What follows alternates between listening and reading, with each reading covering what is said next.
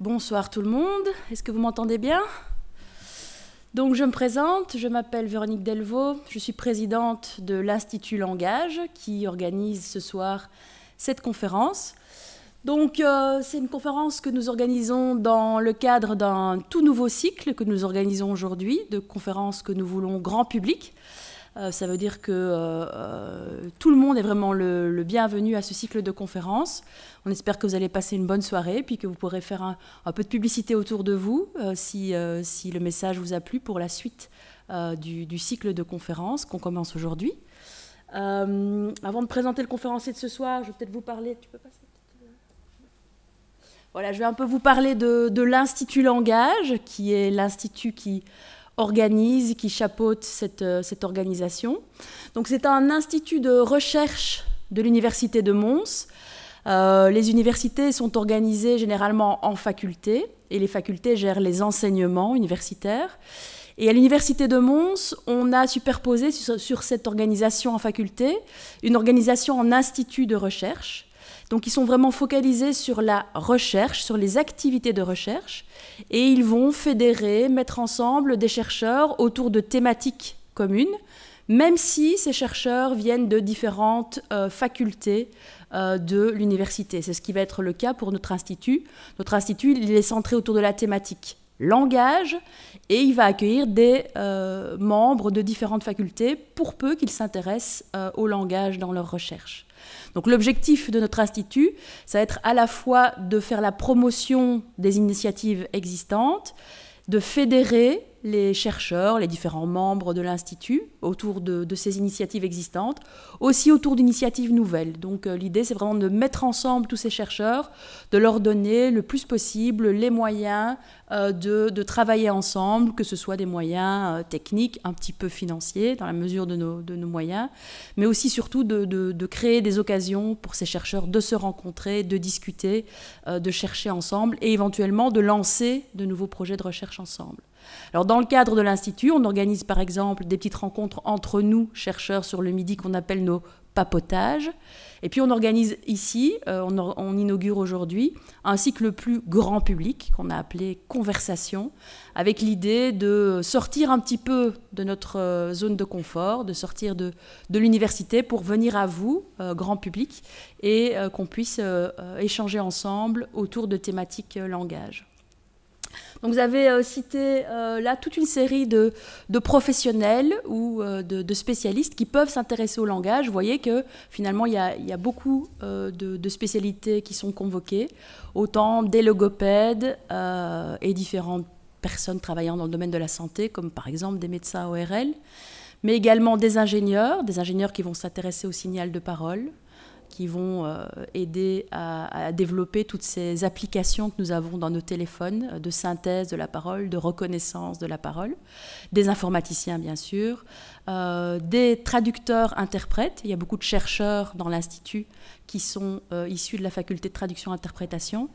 Alors j'en oublie certainement, qui est-ce que j'ai oublié? Les phonéticiens, c'est la meilleure, parce que je suis moi-même phonéticienne, les philosophes, enfin énormément de gens qui vont s'intéresser au langage, aux langues, à la parole, à la voix. Alors pour vous, c'est peut-être un peu des mots qui sont synonymes, mais pour nous, spécialistes, ce sont quand même des grandes divisions de la connaissance.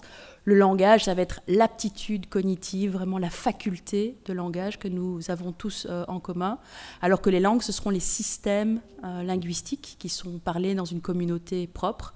Et puis la parole, la voix vont être les supports concrets de l'utilisation de ces langues et de l'utilisation de cette faculté de langage au quotidien. Voilà, l'Institut est ravi de vous accueillir ce soir. On est surtout très content d'avoir notre premier conférencier de ce cycle de conférences, le professeur Weber. Et je vais laisser ma collègue Anne Staquet vous présenter le professeur Weber qui va nous parler aujourd'hui. Bonsoir à tous. C'est vraiment un plaisir pour la toute première de ce cycle de conférences d'accueillir Jean-Christophe Weber parce qu'il n'a pas un profil habituel. Il est professeur de médecine interne à la faculté de médecine de Strasbourg. Il dirige aussi un service de médecine interne aux hôpitaux universitaires de Strasbourg, mais par ailleurs, il a fait une thèse en philosophie de la médecine et mène beaucoup de travaux sur la philosophie et l'éthique de la médecine. Et surtout, chaque fois que je l'ai entendu, il a cet intérêt, cette sensibilité-là pour tout ce qui touche au langage. Et donc aujourd'hui, il va nous parler des fonctions de la parole et du langage en médecine. Voilà, je vous laisse la parole. Merci pour cette invitation, chère Anne Staquet. Merci à Véronique Delvaux aussi et aux membres de l'Institut Langage. Je suis très honoré, mais aussi très content. Honoré d'être dans un institut langage alors que bon, moi je suis médecin, pas linguiste, même si je vais braconner un peu sur les terres des linguistes pour trouver ici et là quelques appuis théoriques. J'espère que vous me pardonnerez s'il y a des spécialistes d'un domaine, vous me pardonnerez les emprunts illégitimes et j'ai pas toujours le souci de la cohérence des auteurs entre eux. Mais ravi parce que, et en particulier d'être ici dans cet amphithéâtre, enfin vous dites un auditoire, hein. À Strasbourg on dit des amphithéâtres, mais j'ai eu le plaisir d'être là il y a un an à peu près, c'était en septembre, à un congrès de philosophie des sciences, et c'est là que j'ai découvert la ville de Mons, son université, et ça m'a paru fort sympathique et j'étais très content quand Anne Staquet m'a proposé de revenir. Alors, fonction de la parole et du langage en médecine, la médecine, c'est une pratique, il y a des actions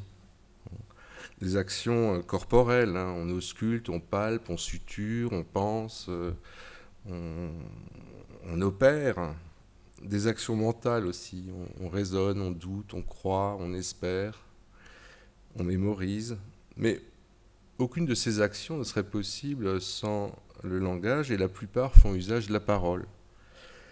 Alors bien sûr, dans la médecine, il n'y a pas que des mots échangés, hein. Loin de là, les actions manuelles et instrumentales sur les corps semblent même avoir la prévalence. Et on associe à ces manœuvres instrumentales et techniques les progrès de la médecine. Ils sont liés à ça. Si bien qu'on en arrive parfois à considérer la parole comme un accessoire, quelque chose en plus, comme ça, un luxe peut-être, mais parfois aussi comme un obstacle.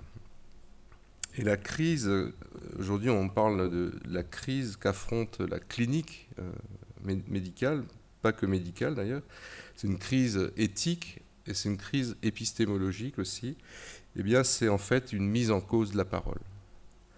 Alors, je me sens un petit peu honteux d'avoir proposé un titre qui fait allusion à un texte un peu magistral de Lacan, c'est « Fonction et champ de la parole et du langage en psychanalyse », comme si j'étais en mesure de vous proposer quelque chose un peu moins bien, puis je n'ai pas reproduit le titre, mais un peu équivalent pour la pratique.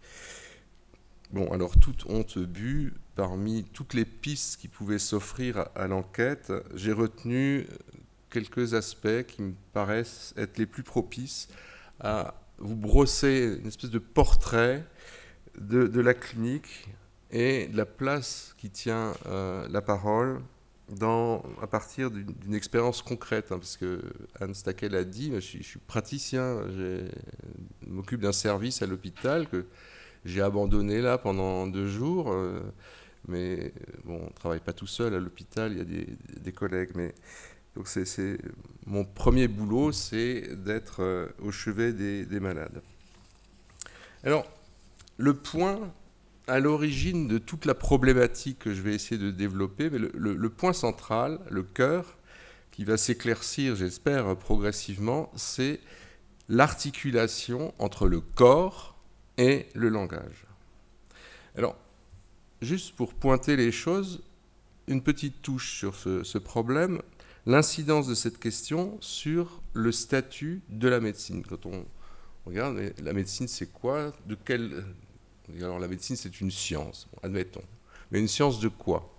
C'est quoi l'objet de la médecine? Eh bien le jugement le plus fréquent, c'est que l'objet de la médecine c'est la maladie.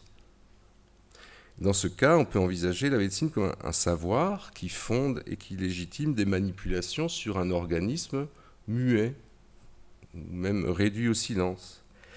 Mais si on considère au contraire, mais c'est une position minoritaire, que l'objet de la médecine, la médecine, c'est pas la science des maladies, l'objet de la médecine, c'est le soin de l'individu malade, alors on se heurte au fait que l'animal humain a le langage et qu'il parle. Et c'est le médium qui nous fournit un accès unique au corps, mais au corps tel qu'il est vécu, au corps vivant. Et à vrai dire, une conception correcte de la maladie qui inclut cette dimension de l'expérience aurait pu nous amener à la même conclusion. On le sait d'ailleurs depuis l'Antiquité. Alors, dans l'Antiquité, on peut choisir différentes choses. Mais par exemple, il y a un dialogue de Platon que j'aime beaucoup, c'est le Charmide. Je ne sais pas si vous connaissez ce dialogue, il n'est pas super connu, mais Socrate, il revient de la guerre et puis il s'enquiert de qu'est-ce qui s'est passé, est-ce qu'il y a des jeunes gens qui méritent d'être connus? Tiens, ça résonne là tout d'un coup. Et donc, Socrate, en fait, accepte de se faire passer pour un médecin qui sait s'occuper du mal de tête parce que le jeune Charmide, dont il aimerait faire la connaissance, il souffre d'un mal de tête depuis le matin et voilà, on trouve ce prétexte, tiens, tu vas te faire passer pour un médecin qui sait soigner le mal de tête et comme ça tu pourras rencontrer Charmide. Alors le remède en question, c'est une plante.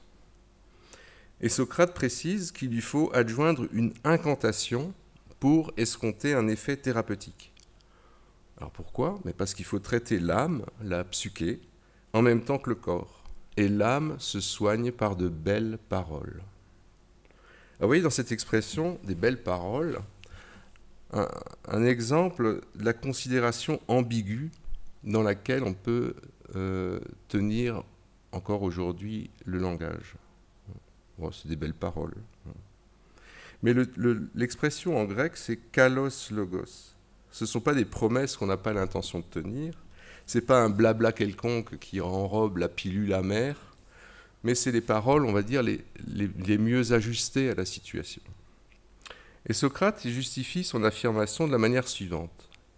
Les maladies échappent au médecin qui s'efforce de traiter la partie indépendamment du tout. Il donne l'exemple de quelqu'un qui aurait une maladie de l'œil. On ne peut pas soigner l'œil sans tenir compte de la tête. On ne peut pas tenir compte de la tête sans tenir compte du tout du corps. On ne peut pas tenir compte du tout du corps sans tenir compte de l'âme. Eh bien, la leçon du Charmide, à mon avis, reste valable. On ne peut pas soigner correctement l'animal humain sans la parole. Ce n'est pas simplement par considération des fonctions connatives et poétiques du message qui accompagnent l'administration du remède ou de ses forces perlocutoires ou illocutoires, ce que ça fait faire les paroles, toute la pragmatique du langage. C'est aussi parce que le tout qu'il faut soigner, c'est cet humain animé, cet humain qui a le langage. D'ailleurs, les chirurgiens les plus versés dans la technique, on se dit, bon, eux, la parole, ça ne les intéresse pas. En fait, ils soulignent l'importance du dialogue qui s'établit avant l'opération pour poser correctement l'indication. Et la bonne chirurgie, le plus difficile pour le chirurgien, ce n'est pas le geste technique, c'est de bien poser l'indication. Et ça s'établit uniquement dans un dialogue. À vrai dire, la plupart, comme les autres médecins, voire même certains psychiatres, pensent que c'est surtout une question de communication, que l'enjeu, c'est l'échange d'informations. Et donc que l'unique intérêt du langage, ce serait sa fonction référentielle, de véhiculer un message. Alors si on y regarde de près, on peut d'ailleurs s'interroger, est-ce que le médecin et le malade parlent la même langue? Est-ce qu'ils utilisent le même code? J'ai mal au cœur, j'ai mal au rein, j'ai mal au foie. les signifiés ne sont pas du tout les mêmes pour le médecin et pour le malade. Et celui qui transcrirait, alors ça a été fait, peu, mais enfin il y a des corpus pour ça, qui transcrivent, si maintenant on vous mettait sous les yeux une transcription de consultations médicales.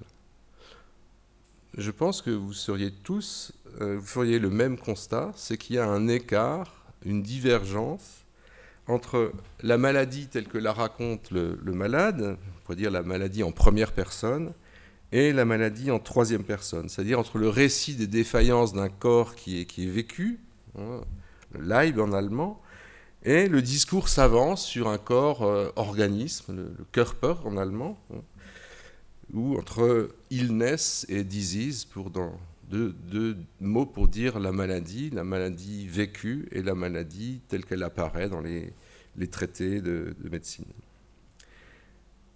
Donc, le malade et le médecin usent d'un langage, enfin, d'une langue différente. Le vocabulaire, en tout cas, d'un vocabulaire différent, et le vocabulaire technique, on a l'impression que le malade et le médecin ne sont pas situés sur un même plan.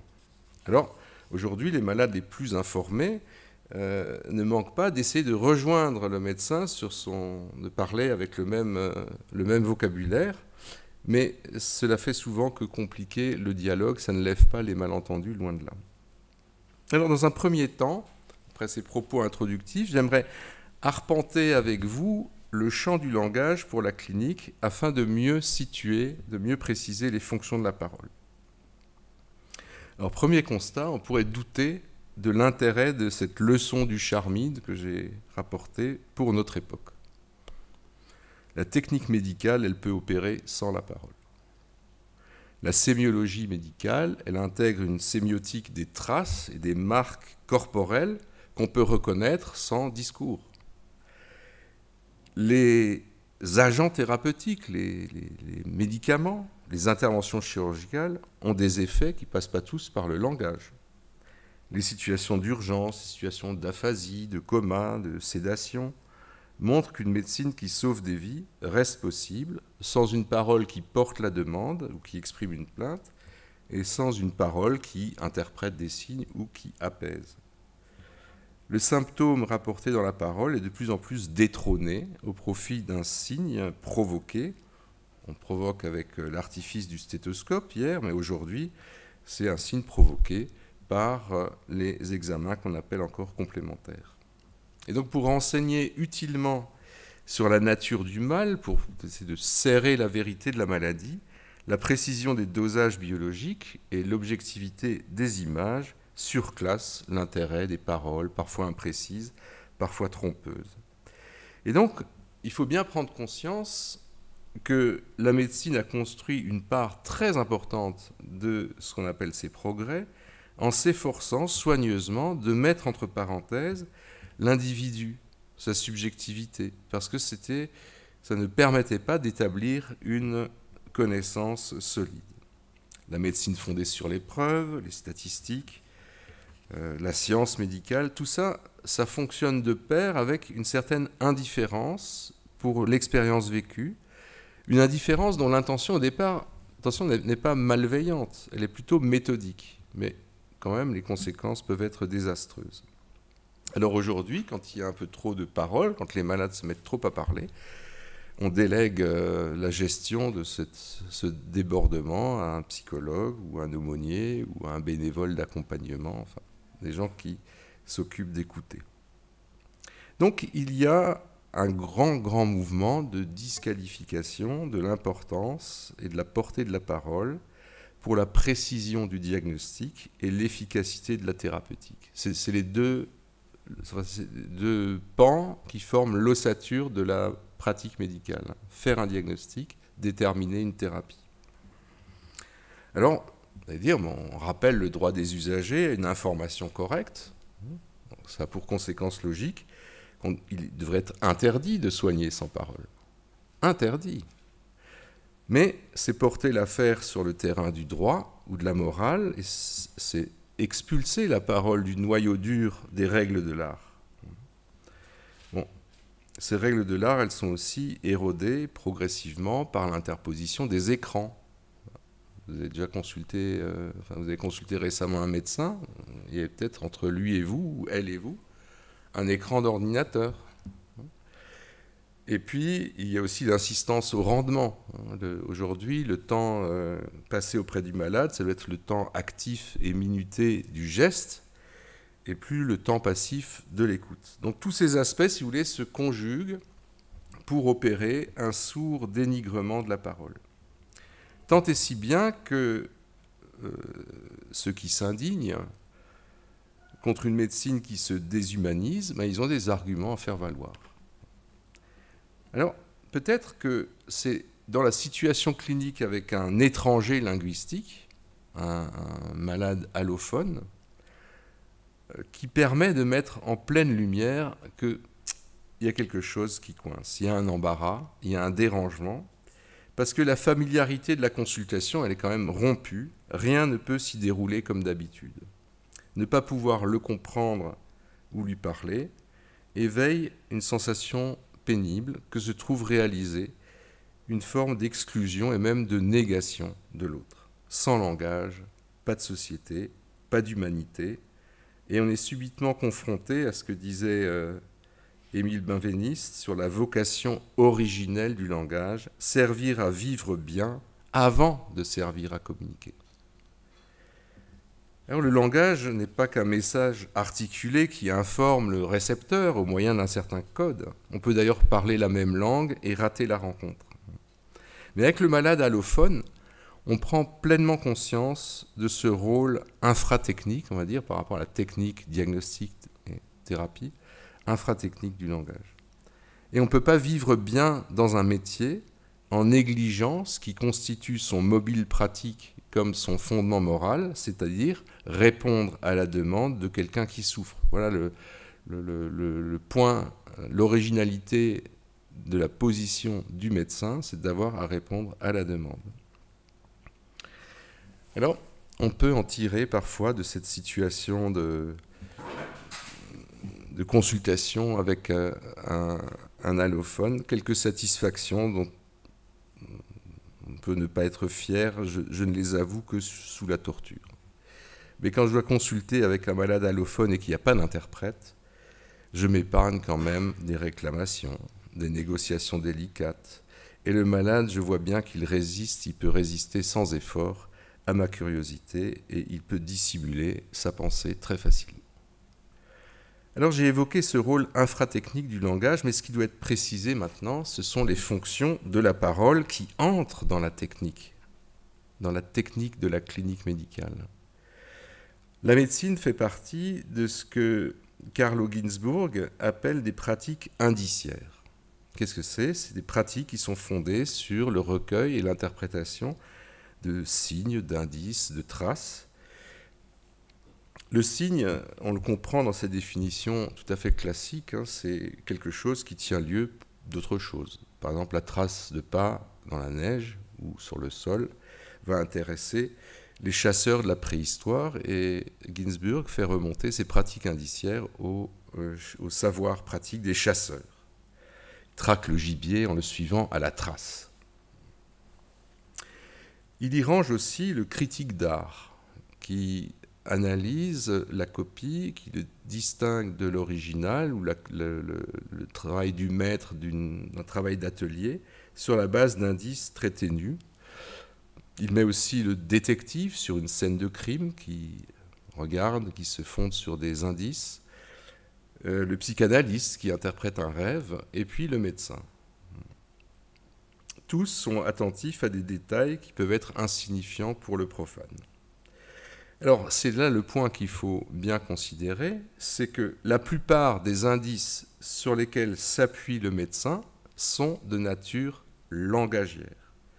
La plupart des signes sont des signes qu'on appelle fonctionnels ou des symptômes, c'est-à-dire des signes qui sont rapportés dans le discours, ils ne sont pas observables autrement.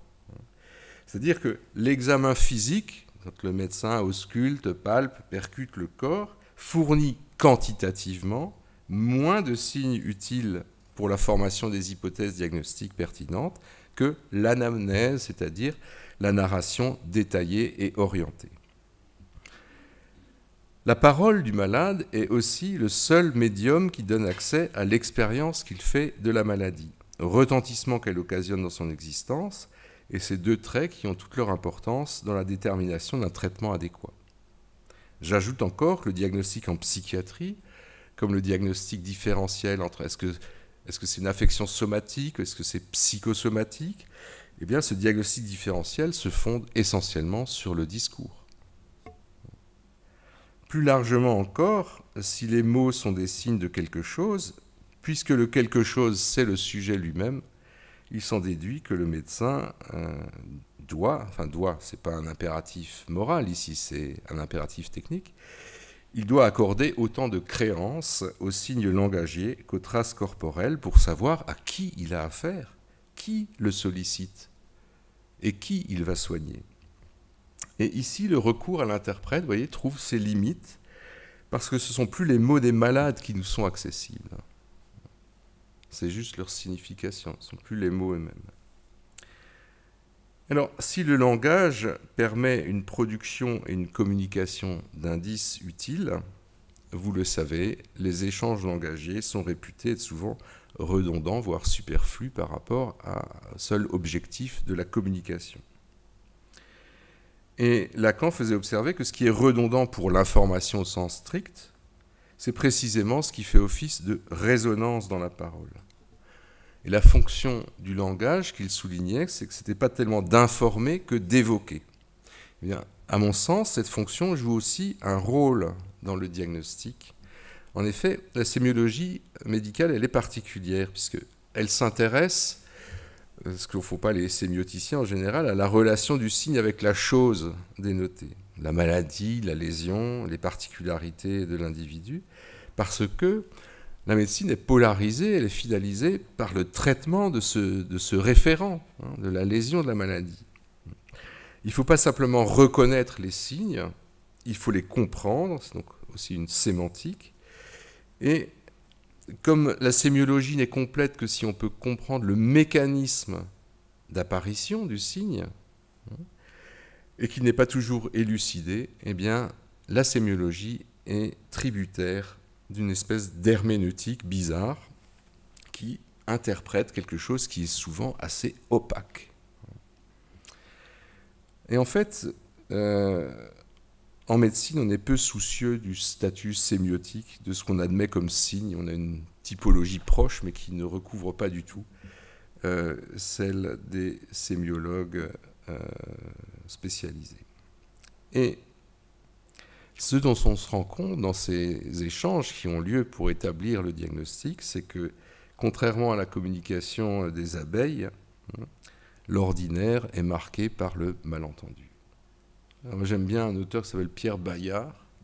Je ne sais pas si vous connaissez, vous aimez, je recommande ses ouvrages. Bayard dit que le malentendu, ce n'est pas l'exception, mais c'est la règle. Il n'y a que du malentendu d'une certaine façon. L'autre parle toujours une autre langue que la mienne. Mais c'est vrai que pour l'écoute, la langue de l'autre est toujours singulière. Et bon, on ne va pas nier non plus qu'on peut se comprendre, on peut s'entendre, sinon on ne serait pas là en train de faire une conférence. Donc il y a quand même des informations qui peuvent être véhiculées par la parole. En médecine, des informations utiles, on peut décrypter certaines significations. Par contre, la vérité subjective qui naît dans la parole, elle ne répond pas à une réalité événementielle. Là, il n'y a pas de référent forcément que l'on doit découvrir. C'est-à-dire qu'il y a des choses qui ne sont pas immédiatement à comprendre, mais d'abord à entendre. Et là, c'est une autre fonction on fait presque un retour à l'infratechnique. Le malade, comme tout sujet, se sert aussi de la parole et du discours pour se représenter lui-même. Benveniste ajoute, tel qu'il appelle l'autre à le constater. Se représenter tel qu'il appelle l'autre à le constater. Et s'il se sert de la parole pour se représenter lui-même, c'est un discours, autre dimension, qui comporte une dimension d'appel. Ce que je cherche aussi dans la parole, c'est la réponse de l'autre. La parole demande à l'autre, mais elle demande l'autre. En anglais, demand, c'est une connotation comme ça d'exigence, d'une espèce de convocation de l'autre. Et la fonction peut-être décisive de la réponse du médecin n'est pas seulement la satisfaction du besoin, mais la reconnaissance du sujet de cette demande. Donc vous voyez comment, en partant de la technique, on revient à des considérations qui se tiennent entre ça et qui en constituent l'assise et la trame. Alors la difficulté concrète, c'est que toutes ces fonctions de la parole, elles sont entrelacées dans un seul discours. Et donc il est très hasardeux de pouvoir prétendre extraire à coup sûr, pour les besoins de la cause diagnostique, uniquement la teneur référentielle du message. Comme si tout ce que disait le patient renvoyait à l'expression univoque des besoins d'une machine corporelle déréglée, dont on pourrait comme ça facilement identifier et correctement identifier les dysfonctionnements. Et peut-être c'est pour ça que la parole représente à la fois l'atout principal pour forger des hypothèses diagnostiques et en même temps une espèce d'encombrement. On ne sait pas toujours comment s'y prendre. Alors, pour mieux comprendre ce qui fait obstacle, il faut revenir à cette articulation que j'indiquais au début entre le corps et le langage, le corps et la parole. Alors, trois remarques à ce sujet. Bon, j'ai signalé la divergence des discours entre l'expérience corporelle vécue et le discours scientifique, mais à mon sens, ce ne sont pas deux perspectives différentes sur un même objet, ce sont des discours qui ne portent pas tout à fait sur le même objet. Ce ne sont pas deux perspectives différentes sur un même corps, ce sont deux discours sur des corps différents. L'organisme des traités médicaux n'est pas tout à fait le corps vivant de l'animal humain. En effet, les organes et les fonctions corporelles intègrent une économie, alors comment vous voudriez l'appeler, pulsionnelle, érotique, libidinale, une économie du plaisir et de la souffrance qui ne se superpose pas tout à fait au fonctionnement physiologique. C'est-à-dire les besoins de l'être parlant sont contaminés par le fait d'être impliqués dans une autre satisfaction que celle de la conservation des fonctions vitales. Un tout petit exemple, la satisfaction du besoin de nourriture du nourrisson par le lait maternel devient vite indissociable d'un plaisir qui est donné par le don de la présence, les mots, les paroles, la voix qui l'accompagne. Eh bien, cette économie du plaisir et de la souffrance tient un rôle très grand dans l'éprouvé du corps, dans le vécu de la maladie et dans la formulation de la plainte. Et donc, c'est présent à tout instant dans la consultation médicale.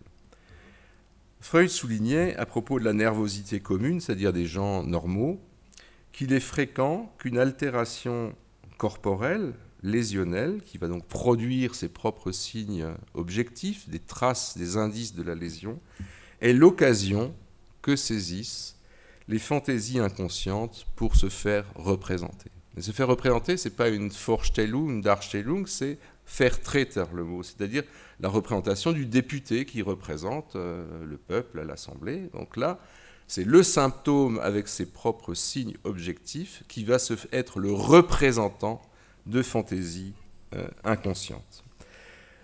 Alors, Freud évoque ces cas mixtes à l'occasion de gens qui ont une névrose latente. Et puis la maladie organique et la névrose éclosent comme ça, comme une fleur qui s'épanouit à l'occasion de la maladie. Et il me semble qu'il faut étendre ces considérations, ce n'est pas que pour des malades qui ont des névroses. En fait, toute affection médicale est un mélange, c'est-à-dire que la maladie, l'inflammation, le cancer, la dégénérescence, ça ne touche pas que la charpente organique d'un édifice corporel. Ça touche aussi ce corps pris dans cette économie souterraine, on va dire, de la libido.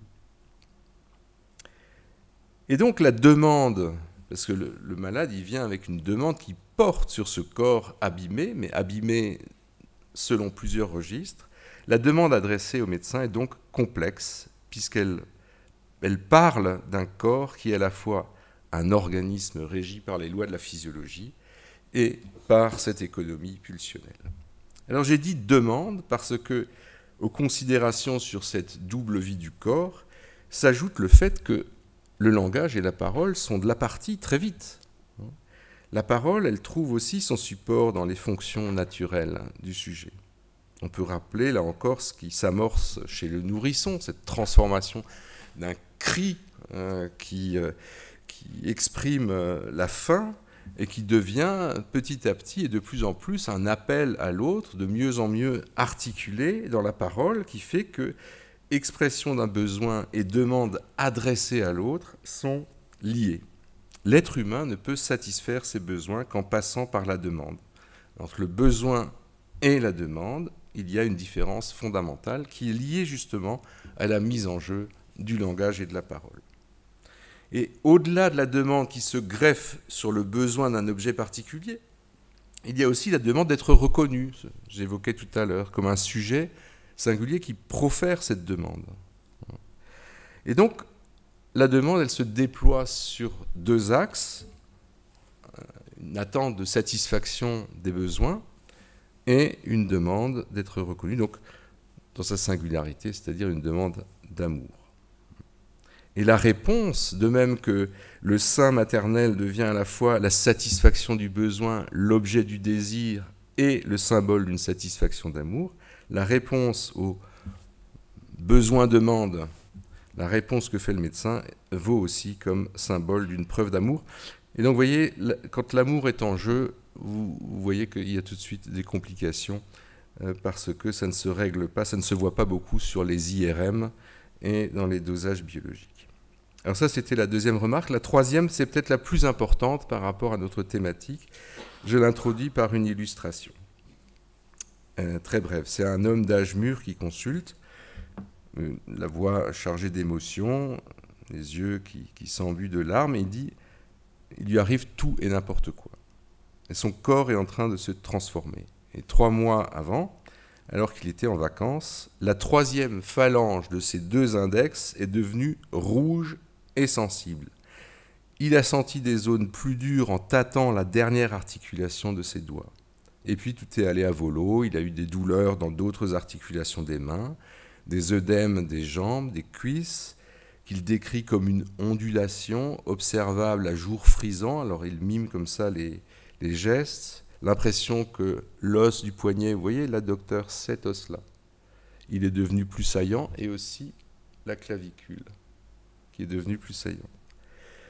Et ce qui me frappe dans ce discours, c'est pas tant la profusion de détails qui rendent ces descriptions symptomatiques très précises, peut-être même trop précises, mais ce qui me frappe, c'est le léger doute qu'il exprime par moments de la manière suivante. Je ne suis pas sûr de ce que je ressens. Je ne suis pas sûr de ce que je ressens. Alors, à Strasbourg, on avait un chirurgien qui s'appelait René Le Riche. Je ne sais pas s'il est connu, un chirurgien vasculaire. Et il avait une formule, une définition qui a été reprise par Georges Canguilhem. Je crois qu'il est plus connu par cette formule-là que pour le reste de son œuvre. Mais encore, il a écrit un livre de une philosophie de la chirurgie. Il disait « La santé, c'est la vie dans le silence des organes ». Eh bien, on peut dire, après Foucault, que la maladie fait du bruit. Il y a un article de Foucault, « Bruit ou message ». La maladie fait du bruit, mais elle n'émet pas un message clair. C'est le malade qui interprète ce bruit et qu'il transpose dans un code langagier pour en faire part. Donc là, on est vraiment dans la fonction de communication, et c'est vraiment le propre du langage, c'est de proposer un substitut à l'expérience brute qu'on pourra transmettre dans le temps, dans l'espace. Là, on peut voir avec cette remarque de ce patient que pour le malade, le langage qu'il emploie semble manquer quelque chose. Il ne parvient pas à restituer l'intégralité des sensations qu'il éprouve, il n'arrive pas à communiquer l'état des organes tel qu'il les ressent. La parole ne peut pas dire le tout du corps. Sa propre parole est pour soi un interprète inadéquat. Le vouloir dire de la parole n'offre aucun accès direct au réel du corps malade. Ce corps, on a l'impression que, voilà, le patient expert de sa propre expérience, la maladie en première personne, et en fait quelque chose de ce corps lui échappe. C'est-à-dire, ça c'est le point, le langage instaure une distance dans notre expérience. Le corps est à la fois pris dans le langage, mais le réel de mon corps, je m'y cogne sans arriver à le saisir. Donc entre le corps et la parole, il y a une aliénation, pas de corps sans la parole, pas de parole sans corps, hein, il faut des cordes vocales, enfin bon, mais aliénation et coupure. Le langage nous sépare de notre corps.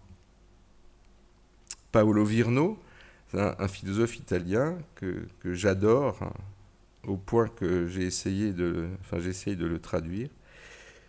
Et il dit ceci: c'est le langage verbal qui nous impose une relation extrinsèque à notre vie. Alors, vous voyez ce paradoxe de la subjectivité. Parce que j'ai le langage, cette faculté de pouvoir prononcer des énoncés, de parler, etc. Mais ce je, quand je dis j'ai le langage, ce je qui possède le langage n'est rien sans le langage. Donc ce n'est pas un outil que j'ai à disposition, puisque pour dire j'ai besoin du langage. Une relation entre le possesseur et la chose possédée qui est presque circulaire. Dans un registre voisin, il faut aussi considérer que nos expériences corporelles vécues sont toujours un mélange inextricable de ce qu'on pourrait imaginer des sensations brutes, prélinguistiques, et du langage. Mais on ne peut pas remonter à ce qui précède ce mélange. On pourrait rêver, hein, ce malade qui cherche à exprimer ce qu'il ressent, mais en fait c'est tout à fait inaccessible. C'est toujours mélangé avec du langage et donc de l'opinion. Et à propos d'opinion, il y a l'aspect de description qui semble ne pas parvenir à ses fins, mais ensuite il y a le sens, l'interprétation qu'on fait de ces constats. Alors, Freud et Ferenczi, ils échangeaient des confidences, enfin, dans leur correspondance, ils échangeaient beaucoup de confidences sur leurs états de santé respectifs. Ils s'observaient beaucoup, ils étaient de temps en temps malades. Ferenczi a d'ailleurs eu des maladies graves, et ils se trouvaient aussi aux prises avec des difficultés. Que faire de ces vécus corporels qu'ils identifiaient? Et Ferenczi nourrissait assez facilement des pensées hypocondriaques. Il avait tendance à faire des déductions psychologiques, à interpréter avec sa propre histoire, ses histoires, ses amours compliqués, ce qui arrivait à ses intestins, etc.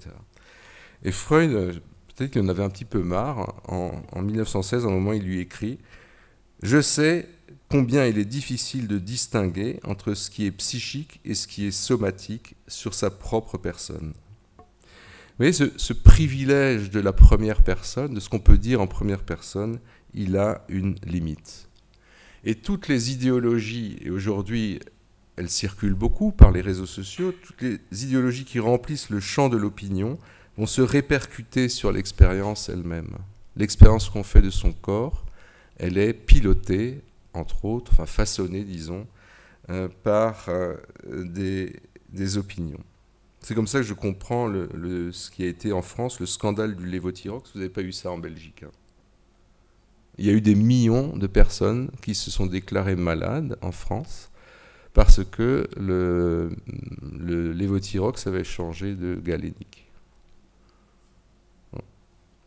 La Rochefoucauld disait « Il y a des gens qui n'auraient jamais été amoureux s'ils n'avaient jamais entendu parler de l'amour. » Voilà, c'est la même chose. Alors en médecine, on a volontiers une posture réaliste, c'est-à-dire la chose dont on parle, elle existe bel et bien, indépendamment des mots qui en rendent maladroitement compte. Mais vous voyez que dans ces situations, comme celle du malade que j'évoquais, on ne peut pas éviter d'affronter les objections des constructivistes ou des nominalistes, parce qu'une grande partie de la pratique médicale concerne des choses qui ne sont données que dans le langage, qu'on ne voit jamais. On n'a jamais vu une angoisse, une douleur, des troubles fonctionnels, tout ça, ça fournit une grande partie de notre pratique. Alors, quelques conséquences de ces remarques sur cette difficulté, vous voyez, l'articulation et l'aliénation coupure entre corps et parole, c'est que la réalité concrète à laquelle la médecine est confrontée n'est pas un organisme, mais un humain parlant qu'il faut laisser parler. L'expérience de la maladie n'est pas une expérience brute. Une phase d'objectivation peut donc être bienvenue. Et l'objectivation que permet la médecine, ça n'est en rien la négation de la singularité subjective du patient. Troisième conséquence, la médecine, c'est un lieu où, à l'occasion de la maladie, est posée au médecin une question, celle de savoir comment nous devons vivre, comment je vais vivre, qu'est-ce que je dois faire. Et la proximité de la médecine avec la science, elle renforce un peu sa crédibilité, sa légitimité à se poser là comme un destinataire possible de cette question. Mais ça repose sur une double méprise du côté du malade. D'abord parce que la science ne répond pas à cette question. Celle de savoir ce que nous devons faire et comment nous devons vivre. Donc la question qui nous importe, la science n'y répond pas. Elle est muette à cet endroit du sens de la vie. Ensuite, parce que le malade deuxième méprise, formule une demande en supposant que le médecin, lui, y sait. Mais ça suppose un savoir qui va bien au-delà des connaissances médicales sur le corps, sur l'organisme, sur la mécanique corporelle. Ça, c'est une question qui n'est pas... La réponse n'est pas dans un traité de médecine. Mais du côté du médecin, il y a aussi une méprise à cet endroit. Parce que répondre à la demande, ce n'est pas obligatoirement la satisfaire. Et quand le médecin n'a pas de réponse à cette question, souvent il cesse d'être médecin, il se comporte comme un magicien ou un gourou, un religieux qui a des réponses sur le sens de la vie. Donc, vous voyez, l'attention au discours du patient a une importance capitale. Et l'écoute médicale, elle doit être suffisamment souple pour naviguer entre des valences sémiologiques plurielles des signes, c'est des indices, mais enfin, c'est des symboles, des représentants de fantaisie inconsciente, entre les registres distincts mais entrelacés du besoin et de la demande, et entre les différentes fonctions de la parole.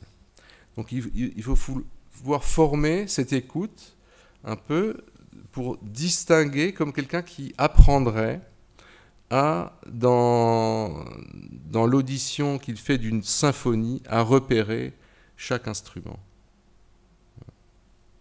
tout en gardant aussi une attention à l'ensemble. Alors ça, c'était le moment métaphysique, un peu abstrait peut-être, mais j'aimerais revenir à mon portrait de la clinique et évoquer une fonction qu'on a souvent en tête, c'est la fonction conative de la parole. On a souvent en tête de l'information. Normalement, nous devons, c'est le code de déontologie qui le précise, nous devons au patient une information claire, loyale et complète. Mais ça, c'est le domaine de la rhétorique qui s'occupe de ces affaires-là. Et moi, ce qui m'intéresse dans la rhétorique, c'est pas tellement de regarder l'information du patient, mais de regarder son rôle, le rôle de la rhétorique dans la fabrication du diagnostic. Le diagnostic, faire un diagnostic, c'est la tâche cognitive la plus compliquée, c'est ce qui mobilise le plus d'efforts intellectuels en médecine. Et l'idée schématique qu'on s'en fait, c'est qu'il s'agit d'intégrer des signes, récolter des signes fiables, qui ont de la valeur, une valeur pour le diagnostic, et de les intégrer dans un raisonnement hypothético-déductif.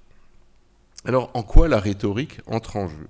Ça peut paraître un peu saugrenu, et d'autant plus saugrenu que pour Aristote, la médecine n'a précisément pas besoin de la rhétorique, puisqu'elle possède sa force persuasive intrinsèque. Donc voilà, il exclut la médecine du champ qui est intéressé par la rhétorique.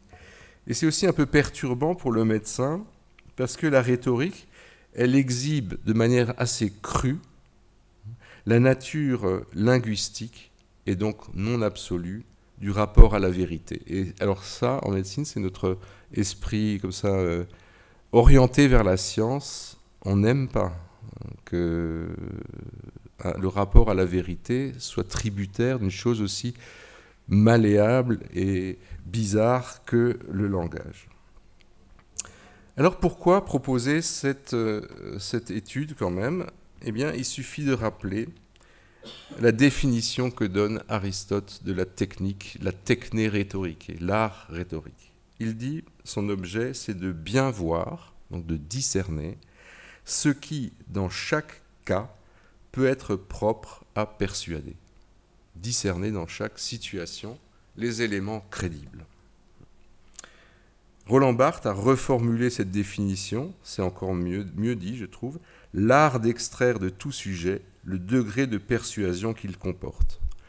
Eh bien, si on tient cette définition, on a là une analogie très forte avec l'activité diagnostique. Ce que j'ai commencé à indiquer là en parlant de Ginsburg, en fait, les prémices du raisonnement pour le médecin, ce sont des indices qu'il va ordonner et qui vont valoir comme élément de preuve dans la construction d'un discours qui vise une persuasion.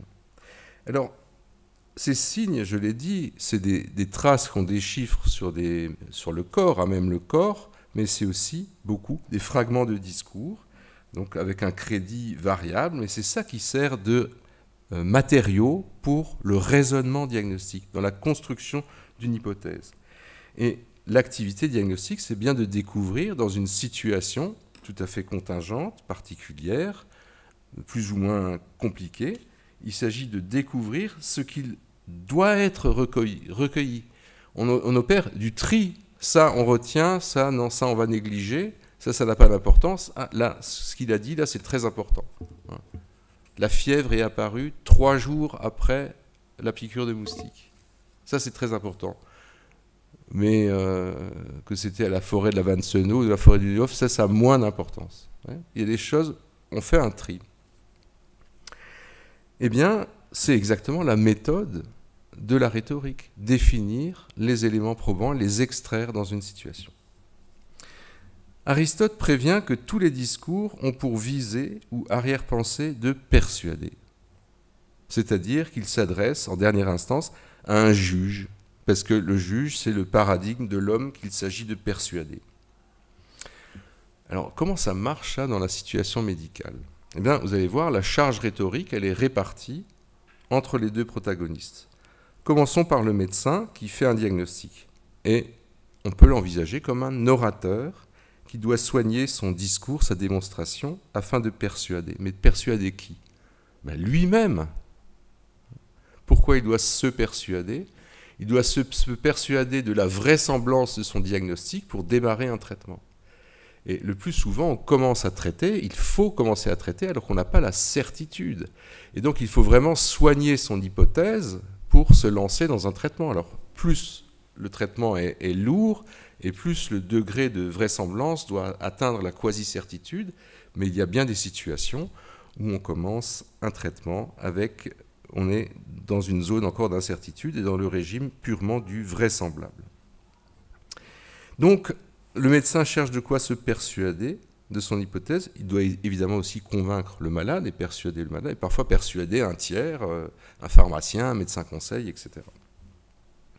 Mais évidemment, on peut aussi considérer le malade comme un orateur. Il fournit, lui, les éléments de preuve et il plaide sa cause. personne, et le malade moins que quiconque, n'est indifférent à la réception de sa parole et aux effets de sa performance. Et donc le récit, c'est aussi un argumentaire qui veut convaincre l'auditeur médecin, là pour le coup, du bien fondé de la démarche, de la légitimité de sa présence. Alors, il y a un autre aspect encore, il y en a plein, mais j'en prends que quelques-uns. Aristote considère, à côté des éléments de preuve, 3 dimensions. Le logos, donc la construction du discours, sa structure. Ethos, le caractère de l'orateur. Et on sait qu'en fonction de l'éthos, il y a des ethos de malades comme ça qui inspirent de la bienveillance et d'autres plutôt des ethos disqualifiants. Bon, là, on est peut-être plus loin de la parole, mais concernant la capacité à parler, un malade qui balbutie, qui bafouille, qu'on ne comprend pas bien, qui n'articule pas, ça va vite irriter, ça va diminuer les capacités, l'engagement diagnostique du médecin. Par contre, quelqu'un qui est bien de sa personne, qui s'exprime de manière claire, on n'a pas besoin de répéter 3 fois, il comprend tout de suite les questions qu'on lui pose, là tout de suite le médecin il est plus à l'aise et tout de suite ses performances s'améliorent. Donc ça c'est ethos. Et il y a aussi pathos, et c'est peut-être ça le plus important, c'est-à-dire les effets affectifs produits sur l'auditeur, par l'orateur, par son discours. Et le malade, orateur, il n'a pas forcément besoin de s'embarrasser d'un raisonnement très logique. L'effet de pathos vient soutenir un raisonnement bancal. Alors il y aurait beaucoup à dire sur le rôle des affects dans le diagnostic. Je ne vais pas entrer dans les détails, on peut en discuter après si vous voulez, mais en fait, le médecin aimerait ne pas être manipulé par les émotions, mais on ne peut pas s'en passer. Et alors, c'est curieux cette prévention qu'on a en médecine contre les émotions, alors que dans plein de domaines de la rationalité pratique, on sait qu'on ne raisonne pas correctement sans les émotions. C'est un rôle de facilitateur absolument indispensable. C'est-à-dire qu'on est tellement préoccupé de la valeur signifiante des paroles du malade pour établir le diagnostic, on se crispe sur c'est un indice, c'est pas un indice, on ne se rend pas compte qu'on subit l'influence des paroles, l'influence affective des paroles. Mais quand même, il y a quelque chose, il est notoirement imprudent de soigner ses proches. C'est à cause de ça. C'est à cause de la force persuasive du discours des proches qui fausse le jugement.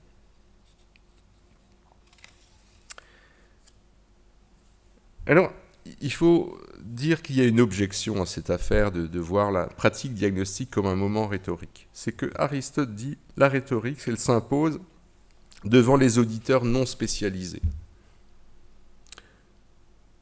Donc ça cadre pas bien avec un malade orateur. Parce que ça voudrait dire que le médecin est un auditeur non spécialisé. Bon, il me semble qu'il faut faire droit à cette hypothèse, parce que l'analogie, elle est tellement puissante, il faut examiner cette affaire.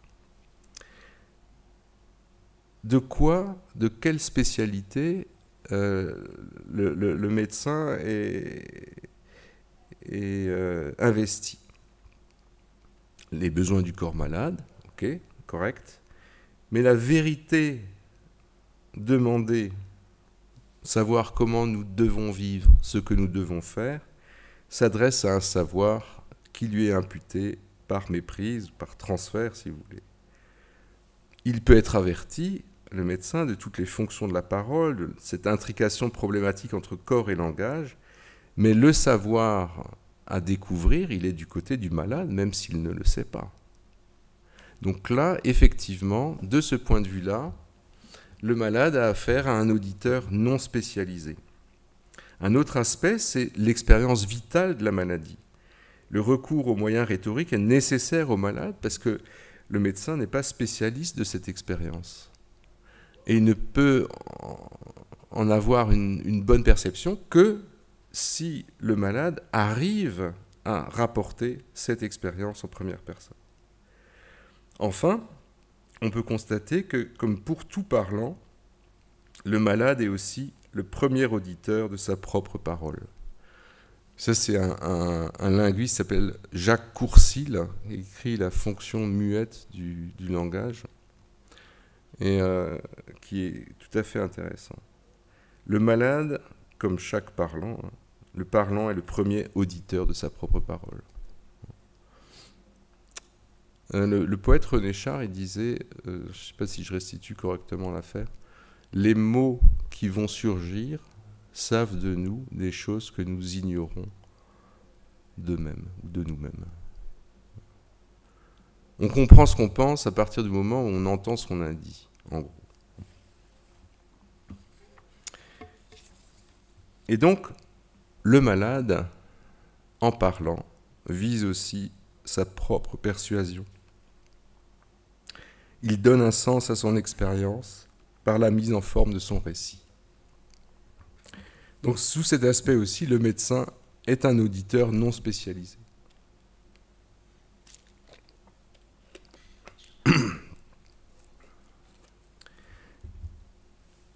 Alors, vous voyez, ce détour par la rhétorique, ça montre aussi comment le médecin, vis-à-vis de la parole, il est dans deux positions intriquées.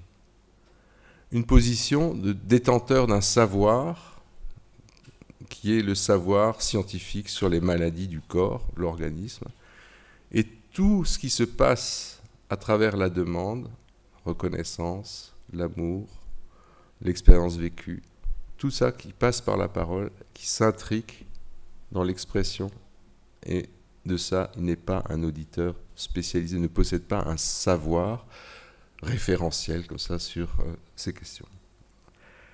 Et pour finir, j'aimerais dire quelques mots concernant les fonctions de la parole dans la thérapeutique. Avec la rhétorique, on était dans la phase diagnostique.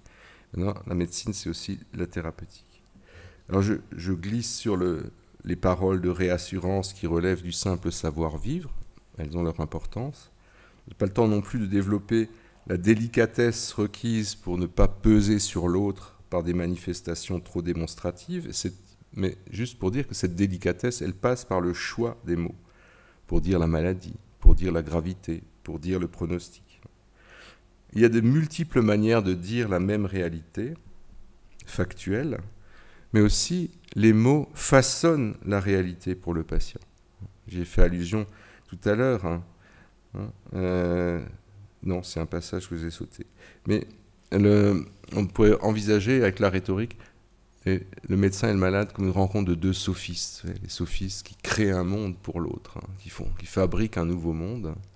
Eh bien, l'annonce d'un diagnostic, ça fait entrer le malade dans un monde tout à fait nouveau. Il y a une puissance là de la parole qui est absolument extraordinaire. Aristote disait d'ailleurs, il en était averti, il disait c'est tellement puissant qu'il faut une intention droite quand on se met à parler, à persuader.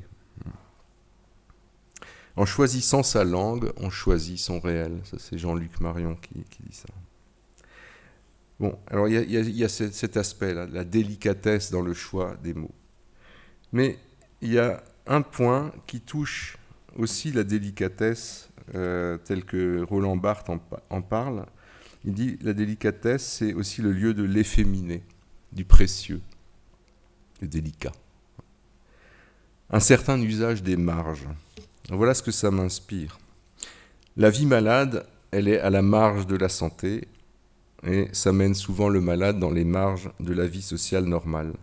Et puis les lieux de soins, l'hôpital par exemple, les dispensaires, c'est aussi des lieux qui sont un peu marginaux par rapport à la vie, la vie fluide. Et dans ces lieux marginaux, il y a un grand conformisme. Pas simplement des comportements qui sont un peu stéréotypés, mais aussi des scripts langagiers qui sont convenus. Eh bien, Barthes dit la délicatesse, c'est la fuite élégante et discrète contre le dogmatisme. Autrement dit, le refus du conformisme de ces marges, le refus des modes qui règnent dans ces marges.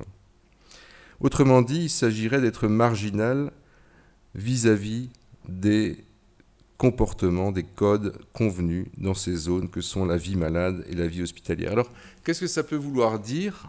Pas une excentricité de commande, certainement pas, mais, à mon sens, de renouer avec l'usage commun de la langue c'est-à-dire en dehors des communications d'informations utiles, des codes convenus, comme celui, par exemple, en France, on a la consultation d'annonce du cancer. Il faut suivre un protocole par étapes, il faut cocher les cases de toutes ces étapes, ou alors l'anamnèse qui est travestie en passation d'un QCM. Et puis aujourd'hui, maintenant, la dernière nouvelle à l'hôpital de Strasbourg, c'est les prises de rendez-vous sur des plateformes numériques. Oui. Donc à la place de tout ça, tous ces codes, ces scripts langagiers, mettre de la délicatesse. La délicatesse en thérapeutique, c'est pas les médecines douces. Hein. C'est une thérapeutique qui s'adresse au sujet. Alors on dit aujourd'hui, il y a un grand mouvement, individualiser les soins.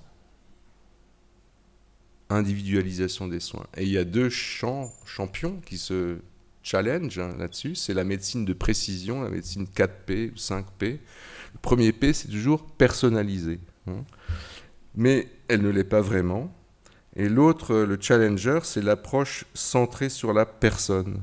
Alors c'était un vieux courant, médecine biopsychosociale, hein, qui s'adresse à l'individu sous tous ses aspects. Ce n'est pas simplement un être biologique, mais aussi ses dimensions psychologiques et sociales.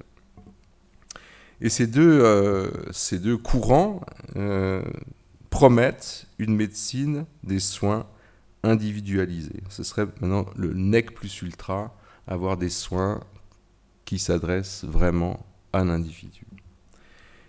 Mais ce terme, à mon sens, est mal choisi. Pourquoi ?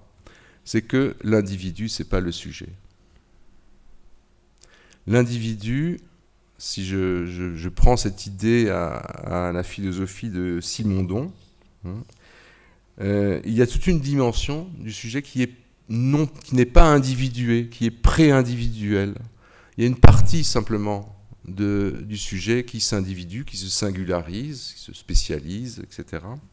Mais une partie du sujet n'est pas individuée. Et alors moi, ça me parle, pourquoi ? C'est que je vois des individus qui sont dans des individuations maladives. Certes, ils ont une pathologie, parfois lourde, mais on a l'impression que toute leur identité se résume à cette individuation maladive. Donc c'est une individuation pathologique. Pourquoi alors s'y engouffrer pleinement ? Probablement que ça offre une identité un peu solide, des points de repère par rapport à l'indétermination du monde, par rapport à l'angoisse. Ça constitue des canaux d'usage, des coutumes, des habitudes consolidées, parfois des communautés, des associations de patients où on va se retrouver et s'entraider. Et tout ça, évidemment, a une importance. Mais je suis frappé comment dans certaines individuations comme ça maladives, les gens ont un discours de ventriloque. Ils parlent tous la même langue. Ils utilisent tous les mêmes codes. Ils ont tous la même façon d'exprimer leurs symptômes et de les interpréter.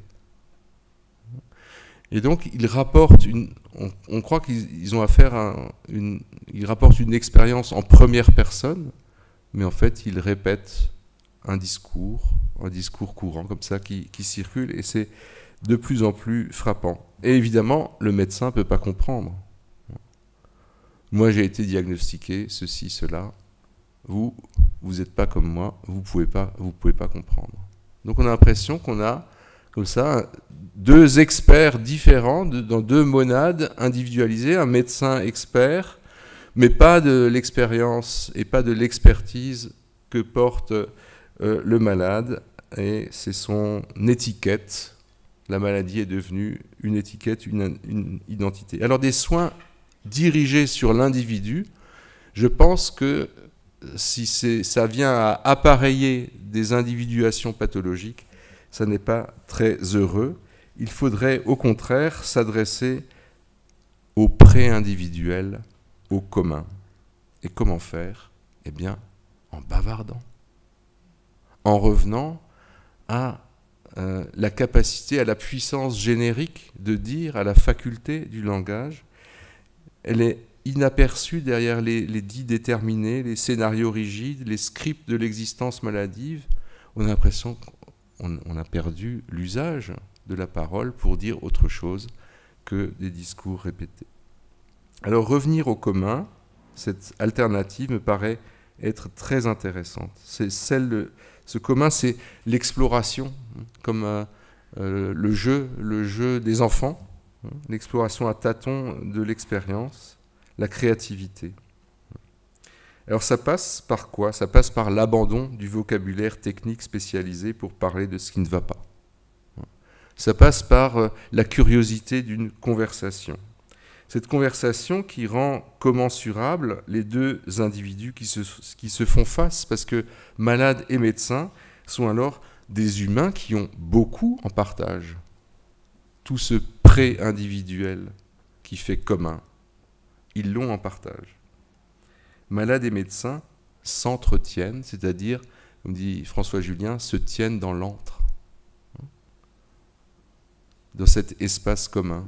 Ils occupent le même espace. Lacan disait, le patient et le médecin sont du même côté, au pied du mur du langage. Du même côté. C'est sur ce mur, qui est le même pour lui et pour nous, dit Lacan, que nous allons tenter de répondre à l'écho de sa parole. Alors pourquoi c'est intéressant dans la thérapeutique? Parce que moi, je n'oublie pas mon métier. Hein. Il ne s'agit pas de faire de la poésie, là, comme ça, quand il y a des maladies à soigner. Hein. Mais on ne décide pas de la bonne thérapeutique pour un patient après avoir récolté un complexe de faits objectifs. On découvre la bonne attitude thérapeutique en explorant la réalité du monde du patient. Et donc, écouter et parler, c'est peut-être des concepts mous, hein, qui mettent en œuvre des savoirs qu'on ne peut pas bien codifier, des arts de faire qui n'ont pas forcément une garantie de succès. Et néanmoins, c'est dans ces concepts mous, dans ce flou, que l'on va chercher finalement la meilleure, qu'on va arriver à déterminer la meilleure manière d'orienter le traitement. Canguilhem situait l'accomplissement de la rationalité médicale dans la reconnaissance de la limite que représente la subjectivité, limite à l'ambition scientifique. La rationalité s'accomplit, donc elle va jusqu'à son terme, hein, en reconnaissant la limite à l'ambition scientifique. Eh bien, franchir cette limite suppose pour chaque médecin, c'est toujours Canguilhem qui le dit, je paraphrase, de mettre entre parenthèses l'objectivité de son savoir. Eh bien, le point important, ou le plus important, c'est de reconnaître un sujet. C'est-à-dire pas seulement un suppôt individué d'une maladie.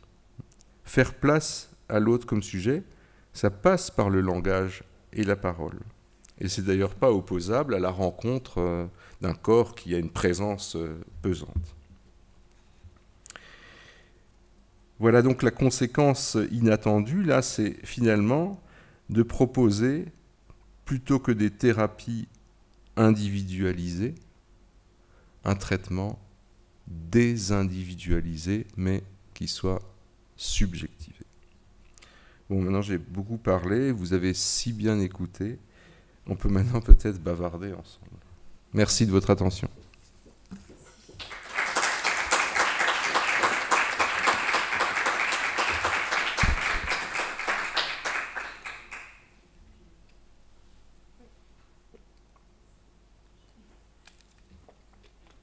Voilà, je remercie beaucoup Jean-Christophe Weber pour ce discours et cet entretien, si j'ose dire, et je vous cède tout de suite la parole pour des questions ou des réflexions.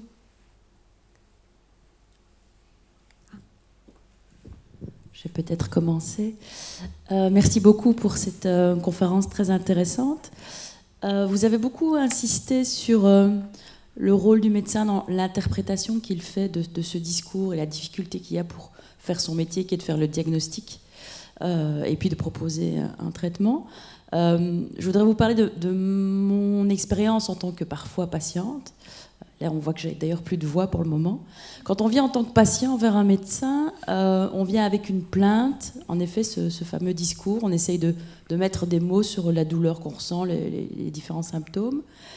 Et j'ai souvent été frustrée en tant que patient de me retrouver à la fin de ce discours vis-à-vis du médecin avec une étiquette et une recette. C'est-à-dire, le médecin, il fait tout ce travail et puis il me dit « Ah ben, vous avez une angine ou une pharyngite ou ceci ». Donc l'étiquette, c'est le diagnostic. Et une recette, la recette, c'est il faudra prendre telle chose 3 fois par jour. Et j'ai souvent le sentiment en tant que patient que ma plainte, ce pourquoi je suis venue, on ne l'a pas rencontrée. C'est-à-dire qu'on n'a pas mis les mots quand vous disiez « je ne sais pas ce que je ressens ».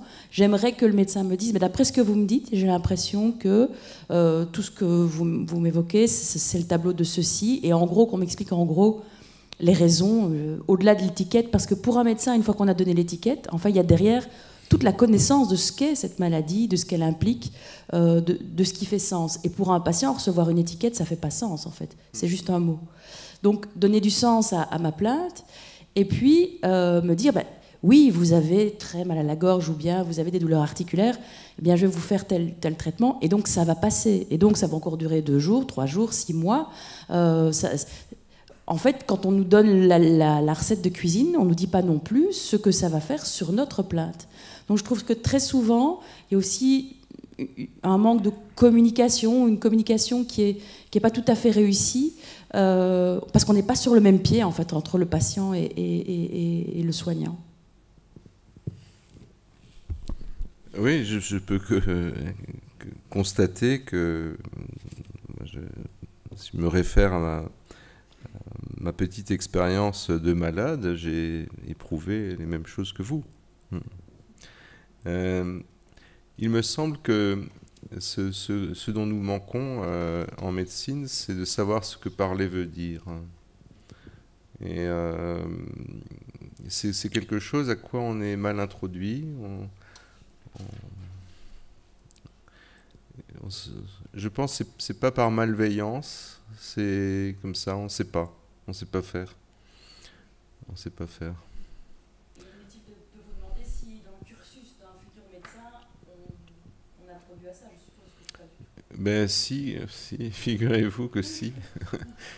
Mais bon, ça suffit guère, ou alors l'enseignant est pas bon. Ça vient pas au bon moment, je crois. Parce que, moi, par exemple, je suis en charge d'un cours sur souvent la place de la parole, d'une dizaine de cours sur l'entretien clinique, enfin, sur la sémiologie. Donc c'est des matières que j'enseigne. Mais les étudiants, c'est les premières années. Mais après, dans le 3e cycle, il y a une formation, c'est pas vraiment une formation à l'écoute. En fait, le problème, c'est que on a cru que en 2 temps et 3 mouvements, on pouvait faire que les médecins soient empathiques, mais on ne peut pas faire preuve d'empathie si on ne sait pas ce que parler veut dire. Il faudrait aller beaucoup plus loin. Pour ma part, ce qui a été décisif, c'est de découvrir tout ça lorsque je me suis allongé sur le divan d'un psychanalyste. Et alors, on est nombreux en médecine à faire ça, à vrai dire. Pas que les psychiatres, moi je ne suis pas psychiatre. Et dans ma génération, presque tout le monde était allé à un moment donné, alors soit pour une cure classique, soit pour faire une espèce de supervision de ce qui se passait dans les relations avec les patients, d'aller en discuter avec quelqu'un.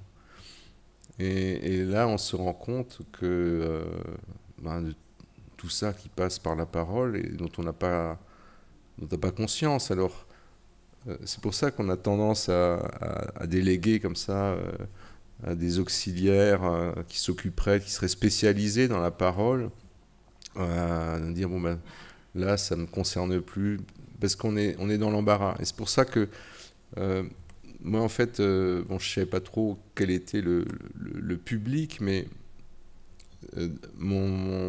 l'auditeur imaginaire de ma conférence, c'est un jeune médecin. Pour se rendre compte que c'est pas une histoire de juste de psychologie ou juste de politesse ou de courtoisie ou d'éthique et de morale. Il y a vraiment quelque chose qui est très important lorsque on se focalise sur les deux piliers de la pratique, c'est-à-dire établir un diagnostic et déterminer une thérapie. Et dans les deux cas, ça passe par une attention à la parole. Et dans le diagnostic, c'est très frappant. Comment la fabrication d'une hypothèse correcte en laissant le malade parler, développer son discours. Bien sûr, on oriente pour pas, on va pas se perdre non plus dans tous les méandres avec les gens qui sont trop bavards. Il faut les orienter un peu, les relancer, mais alors les jeunes là, qui viennent dans le service, comme internes ou comme étudiants, ils découvrent ça avec stupéfaction. Mais après, il faut le bosser. Le problème, c'est que aujourd'hui, on fait le total body scanner, et puis après, on a un tas de signes radiologiques, puis après, on va voir si le malade il a quelque chose à dire qui pourrait nous aider à interpréter tout ce qu'on a vu sur le scanner. Donc on fait les choses à l'envers, c'est un peu dommage.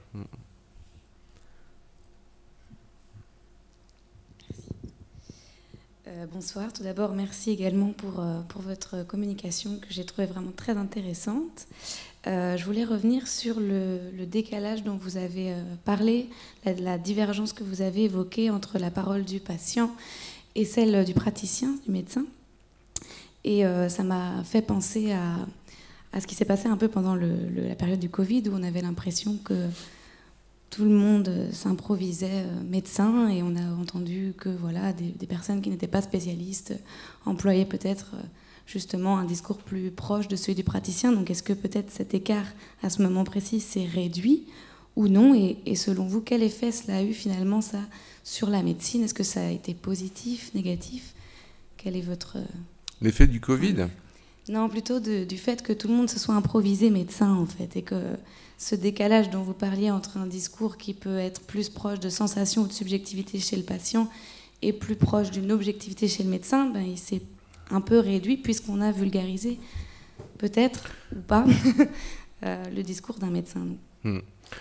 Non, il me semble que on est peut-être un peu trop tôt pour dire que quelque chose a changé sur ce plan-là. Il y a des choses qui ont changé, mais non, moi je trouve ce qui a changé par rapport à ce que vous évoquez, c'est l'accessibilité de l'information par Internet. Et ça, moi, je trouve c'est c'est inévitable, hein, mais ça produit quelque chose d'assez curieux. C'est-à-dire, je vais donner un exemple. Une personne assez jeune qui a des problèmes visuels et chez qui l'enjeu diagnostique c'est est-ce qu'il y a une sclérose en plaques ou non. C'est une situation qui est relativement fréquente, enfin, cette question, que la question soit posée. Il y a un événement qui pourrait être neurologique, lésionnel, chez une personne jeune. Voilà, c'est une hypothèse qui vient assez vite à l'esprit et qu'on a à cœur, qu'on a en tête quand on est médecin. Quelqu'un s'exprime de la manière suivante: j'avais des trous dans la vue comme un puzzle.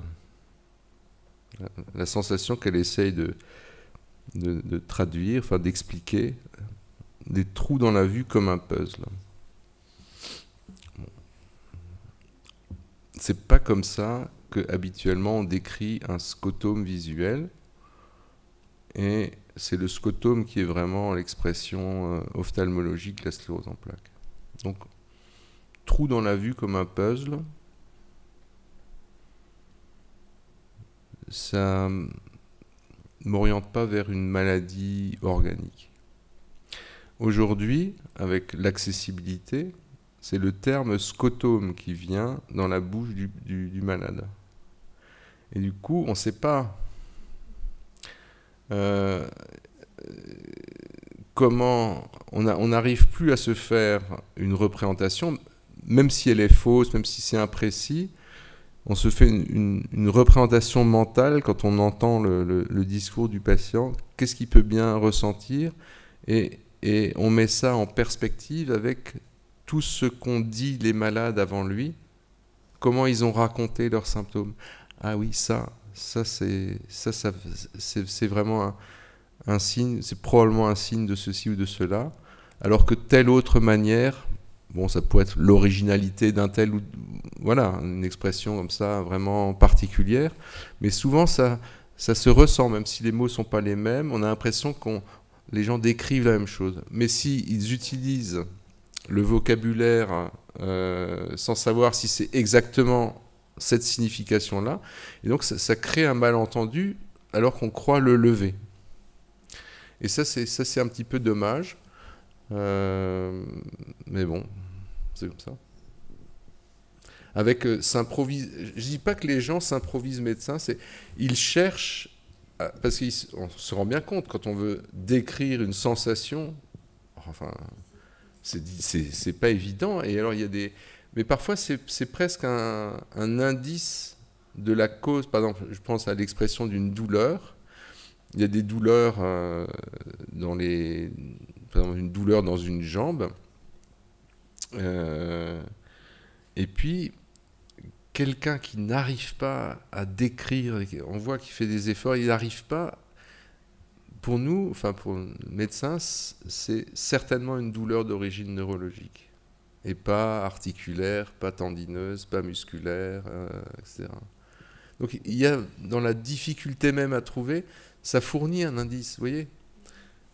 Alors que si la personne, elle pense avoir identifié en regardant sur une liste de symptômes, là, ça fausse l'affaire. Ça n'aide pas forcément. Oui, bonsoir. Merci beaucoup pour cet exposé, vraiment très intéressant. Je voulais un peu vous entendre, parce que j'ai l'impression que votre exposé prend le problème par un bout, c'est-à-dire comment le médecin peut interpréter le discours du patient. Ma question, c'est comment le médecin peut communiquer au patient.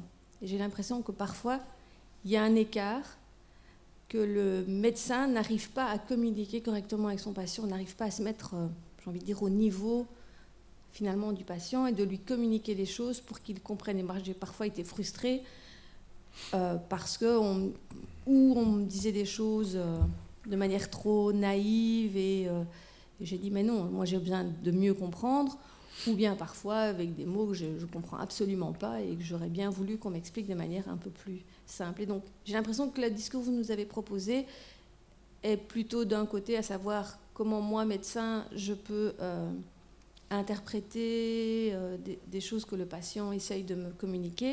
Mais donc est-ce qu'il y a aussi une réflexion dans l'autre sens qui est comment le médecin doit faire pour communiquer à son patient? Oui, non, vous avez raison. Alors, bon, je ne pouvais pas parler de tout. Et il me semblait que le domaine que vous indiquez, et qui est peut-être le domaine auquel on pense en premier quand on pense la question de la parole en médecine, c'est comment le discours du médecin peut être intelligible. Alors, il me semblait que c'était déjà trop traité, que je n'allais pas en parler pour aborder des choses peut-être moins... Mais... il me semble que j'aimerais m'appuyer sur ce que je disais tout à la fin. Lorsqu'on est dans une conversation, on s'entretient avec quelqu'un. Et on n'est pas en train de délivrer un message à un destinataire X ou Y. Et je pense que c'est ça le déclic. Enfin, c'est un piège dans lequel... duquel il faut s'extraire. C'est-à-dire qu'au départ, tous les médecins ou les jeunes médecins parlent mal. Certains, ils parlent mal toute leur carrière. Mais c'est vraiment quelque chose... mais très tôt, les étudiants emploient des mots incompréhensibles Parce que c'est comme ça, c'est là qu'on voit qu'ils ne parlent pas de la même chose. Et donc, il faut apprendre à ce qu'il y ait une langue commune. Et la langue commune, ça va être au plus près de ce que le malade attend. Il y a des gens qui attendent des choses détaillées, enfin, qu'on leur explique, et d'autres, ce serait violent de leur expliquer, mais par contre, ils aiment bien quand même comprendre. Alors, il faut utiliser toutes sortes de... Alors, c'est aussi là aussi, on est dans la rhétorique. Hein. Et la difficulté, c'est justement de trouver, ne pas utiliser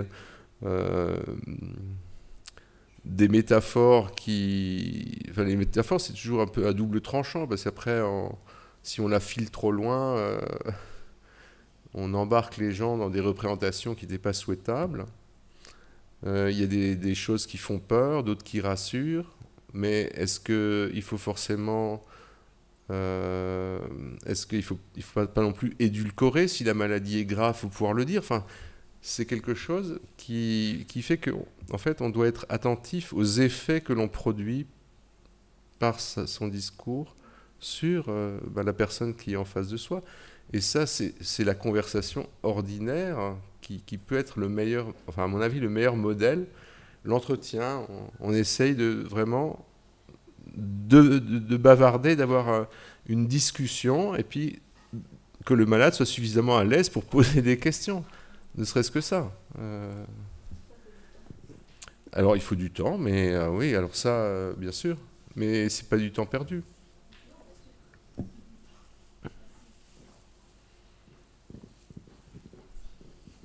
Moi, je me suis rendu compte que avec les dialectophones, en Alsace, on a l'alsacien, eh bien, les patients comprenaient mieux quand je parlais avec l'accent alsacien. Vous voyez ça? Tout de suite, c'est plus simple à comprendre. Non, mais ça passe par des... Je sais pas, moi j'essaye de m'appuyer sur les métiers, par exemple, des gens, pour trouver des explications sur le fonctionnement des organes. Hein, comment expliquer le fonctionnement du foie? On ne l'explique pas de la même manière à un peintre et à un plombier. Hein, c'est... Non. Enfin, pas chez nous. Peut-être non, ici. Chez nous non plus. En Belgique, c'est toujours mieux. Non, pas non plus, parce qu'effectivement, tout ce qui est sémiologie arrive tôt dans cet apprentissage. Et finalement, les premières années, on est dans des auditoires avec des bouquins, on n'a pas de patients en face. Et puis les stages commencent, on n'est pas tout de suite en première ligne. Et puis finalement, on se retrouve à gérer de l'humain, alors qu'au final, on a fait plein de cours de chimie, d'anatomie, et je ne pense pas qu'on prenne le temps de nous dire la vérité dans ce que le patient raconte. La vérité est souvent dans les examens complémentaires, on en fait tout plein. Le patient nous raconte quelque chose, soit on a une idée, on essaye, on a le courage de lui dire « Ah, je ne tiens pas le tout, on va essayer ça ». Ou on lui dit « Non, non, on retourne à cette idée de perfection puisqu'on est formé à être parfait, à trouver le diagnostic et le bon traitement ». Donc du coup, pour ne pas se tromper, si on n'a pas eu la capacité d'écoute, d'entendre ce patient, eh bien, on fait des examens complémentaires. Peut-être que dans cet examen complémentaire, je trouverai mon diagnostic et je proposerai un traitement. Et on apprend aussi plus tard, et pas à la faculté de médecine, que pour que le patient suive son traitement, pour qu'il soit compliant, il faut qu'on ait réussi à le convaincre, à lui expliquer pourquoi ça et pas tel autre. Je pense clairement qu'on apprend sur le tas à tenir compte de l'humain. Ça, c'est un fait. Et puis, quand on se dit finalement, j'ai compris, le temps, puisque le temps d'une consultation, c'est en général 20 minutes. Et donc, le patient arrive, il exprime ce qu'il doit exprimer, hop, on regarde l'heure, il y en a un autre qui attend. À côté de ça, j'ai une vie, je dois rentrer chez moi à la maison à un moment ou à un autre. Et donc, non, on bloque cette communication. Vraiment, vraiment, parce que je pense qu'à chaque fois qu'on accueille un patient en lui faisant comprendre qu'il peut s'exprimer, les malentendus diminuent assez bien. Mais voilà, ni la formation, ni le temps dans la pratique courante ne permet ça. Et c'est frustrant pour nous, médecins aussi, hein, de se dire, tiens, finalement, je me rends compte, moi je suis gynécologue, donc clairement, la place de la parole est très importante. Il m'arrive de me dire, oui, je l'ai freinée, je sens qu'elle m'aurait dit plus, mais clairement, oui, j'ai déjà 45 minutes de retard, j'ai déjà 1 heure de retard, je ne sais pas.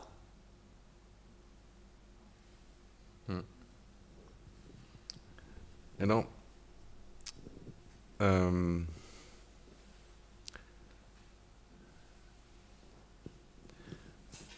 Parfois, quand on perçoit ça, est-ce que, enfin moi je parle pour moi évidemment, parfois je me dis, j'ai perdu du temps. Je pressentais que cette personne avait des choses à dire, mais qu'elle attendait dans des détails, elle s'enlisait dans des détails, et à un moment donné, j'aurais pu dire, non mais, écoutez, dites-moi ce qui se passe. Parfois, je fais le reproche aux gens. Il y a des gens, on découvre après... Alors moi, j'ai de la chance, je peux donner des rendez-vous tous les 3/4 d'heure, mais à la fin, comme ça, tout d'un coup, on apprend que telle personne a été battue toute son enfance. Histoire de douleur chronique, avec des examens complémentaires à n'en plus finir. Et moi, ça m'est arrivé plusieurs fois de dire, mais vous pensiez que ça n'avait rien à voir? Ah, peut-être. Mais pourquoi vous n'en avez pas parlé? Vous pensez que si je ne vous avais pas posé la question, vous ne l'auriez pas dit? Donc, je pense que il y a aussi parfois un temps que, quand le temps est compté, peut-être il faut aller plus vite, côté du médecin. C'est-à-dire dire, bon allez, on est en train de s'égarer, là on tourne en rond.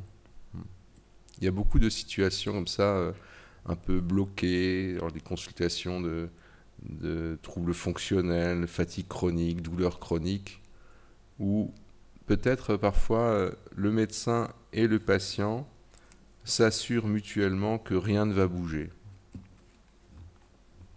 Et ça, c'est aussi ce problème de l'individuation maladive entretenue par la médecine. Alors en gynéco, on a les douleurs pelviennes chroniques. Vous avez aussi ce genre de situation, j'imagine. Rien ne se passe. Allez, on va refaire une échographie. Ou tiens, vous allez essayer tel antidouleur. Puis au final, parfois, il y a, vous voyez, quand Guilhem disait que le couple médecin-malade a rarement été un couple harmonieux dont chacun puisse se dire satisfait du comportement de l'autre. Mais il y a des situations comme ça un peu enquistées, de malades qui trimballent leur histoire un peu bizarre, personne ne comprend rien et le médecin ne fait rien, et puis l'un et l'autre se voient très régulièrement et rien ne bouge pendant des années. Alors là, c'est des couples satisfaits l'un de l'autre, je crois. Ce patient préférerait qu'on lui dise quelque chose. Et de l'autre, ce médecin n'a pas été formé à dire « Ah, cette fois-là, je ne pourrais pas poser de diagnostic, je ne sais pas ». On a du mal, en tant que médecin, à se dire « Je ne sais pas », on n'est pas formé comme ça. Donc, quand on tourne en rond pour les douleurs pelviennes, à un certain moment, on leur dit « Bon, allez voir le psychologue ».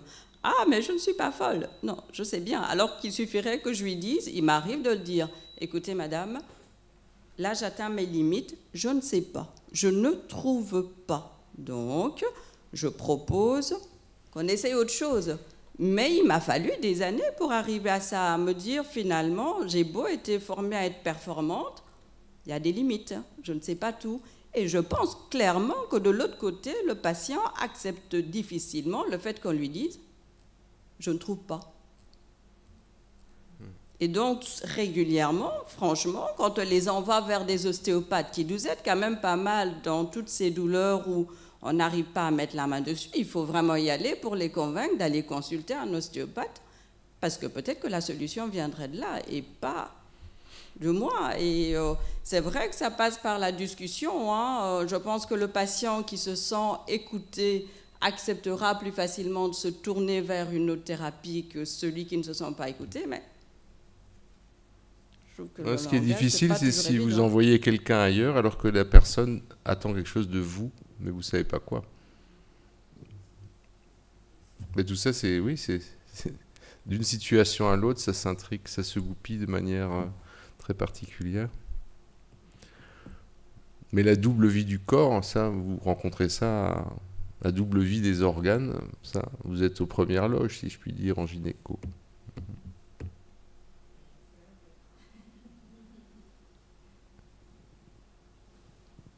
D'autres questions? Je vais me permettre une petite question.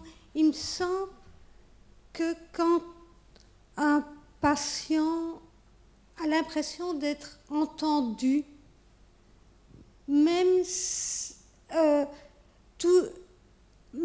diagnostic, qu'il soit bon ou qu'il ne soit pas bon, ça va permettre une guérison et ça va lui permettre d'aller mieux. Est-ce que je psychologise trop ou est-ce un élément important aussi pour lequel le langage est essentiel? Mais il ne faut pas trop psychologiser ce qui ne doit pas l'être, mais il me semble que enfin, ce qui est sûr, c'est que le malade accepte facilement que le médecin ne sache pas s'il a vu que le médecin s'était intéressé au problème, qui s'est efforcé d'essayer de comprendre. Et donc là, on pardonne facilement au médecin qui avoue que là, il est soit parce qu'il manque la compétence technique, ça ne relève pas de ce qu'il sait, hein, ou alors que c'est peut-être pas, c'est l'occasion d'aller dans une autre direction. Mais ce qui est insupportable, c'est les constats de soit vous n'avez rien, ou c'est dans la tête, ou circuler, alors que la personne, le médecin en face, n'a pas pris le temps, ne s'est pas intéressé, il y a eu des effets voilà, je disais tout à l'heure, des interlocutions, c'est-à-dire au lieu que ce nous quelque chose, on a été vraiment, c'est même pas le dialogue de sourds, c'est la non-rencontre. Alors ça, je crois que même si le diagnostic est bon, ça laisse un goût d'amertume. Hein. Il me semble que cette dimension et que permet la parole, cette affaire de la réponse à une demande, et simplement le fait d'être là, soucieux non pas du contenu de la réponse, mais avant tout d'être déjà là, responsable, se mettre à disposition d'une réponse possible, ça c'est très important. S'il n'y a pas ce mouvement-là, alors si la réponse n'est pas bonne, là ça passe pas. Par contre, il arrive qu'on ne trouve pas, qu'on se trompe, il y a même parfois on se trompe et les gens subissent des dommages, pas forcément graves, enfin des inconvénients, des retards, des choses comme ça. Mais ça n'altère pas la confiance si le malade a senti que le médecin s'était donné pour réfléchir, pour prendre le temps. Voilà, on a l'obligation de moyens, pas de résultats. Et ça, c'est accepté si on voit qu'on s'en est donné les moyens, justement.